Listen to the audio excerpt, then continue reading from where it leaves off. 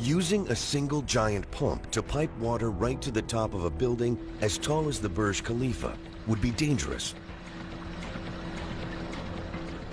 Forcing water this high up takes extreme pressure, which could make the pipes explode.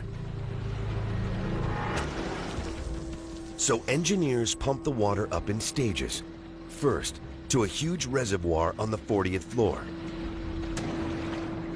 Then, to a series of 200,000-gallon tanks, until it reaches the top of the building. Then the water simply flows back down under its own weight.